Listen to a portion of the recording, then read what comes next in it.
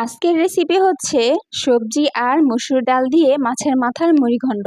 আর এই মুড়িঘণ্টটা কিন্তু খেতে অনেক বেশি সুস্বাদু হয়েছিল। এটা আপনি রুটি, পরোটা, ভাতের সাথেও খেতে পারবেন। আসসালামু আলাইকুম, অসিফা শখের রান্নাঘর থেকে আমি অসিফা। এখানে আমি মাছের মাথা দিয়ে মুড়িঘণ্টটা রান্না করার জন্য কিছু সবজি কেটে নিয়েছি, যেমন আলু, পটল আর একটা বেগুন। আর নিয়েছি এখানে 1 কাপ পরিমাণ মতো মসুর ডাল আমি ধুয়ে নিয়েছি। আর নিয়েছি পেঁয়াজ কুচি, রসুন কুচি, মাছের মাথা আর কয়েকটা আস্ত কাঁচামরিচ। এখন আমি কড়াইতে 1 কাপ পরিমাণ মতো তেল দিয়ে সবজিগুলো সামান্য পরিমাণ হলুদ আর সামান্য পরিমাণ লবণ দিয়ে ভেজে নেব। সবজিগুলো আমি একটু সুন্দর করেই ভেজে নেব। সবজিগুলো ভাজা হয়ে গেলে তুলে রেখে ওই তেলেই দিয়ে দিব 1/2 চা চামচের মতো আস্ত জিরা।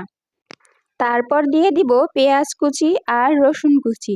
এখন এই পেঁয়াজটাকে আমি একটু সুন্দর করে ভেজে নেব। তারপর দিয়ে দিব 1/2 চা চামচের মতো আদা রসুন পেস্ট।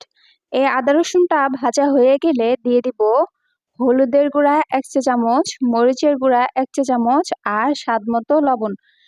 এখন এই মশলাগুলোকেও ভালো করে ভেজে নিতে হবে।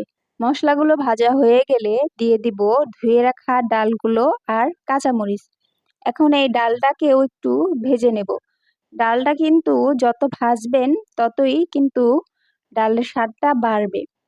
তো ডালটা এখানে ভাজা হয়ে গেলে দিয়ে দিব 1 কাপ পরিমাণ মতো পানি। তারপর দিয়ে দিব মাছের মাথা।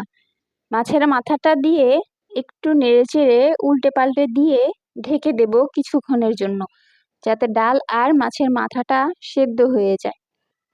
ঢাকনা উঠিয়ে দিয়ে দিব ভেজে রাখা সবজিগুলো। ভেজে রাখা সবজিগুলো দিয়ে একটু নেড়েচেড়ে আবার কিছুক্ষণের জন্য ঢেকে দেব। সবজিগুলো তো সিদ্ধ হয়নি ভালো করে, যাতে ভালো করে সিদ্ধ হয়ে যায় তার জন্য একটু ঢেকে দিতে হবে। তারপর ঢাকনা উঠিয়ে ভাজা জিরার গুঁড়া দিয়ে আবার কিছুক্ষণের জন্য ঢেকে দিব। ঢাকনা উঠিয়ে একটু নেড়েচেড়ে যখন মুড়িঘণ্টটা আঠালো হয়ে আসবে তখনই নামিয়ে নেব।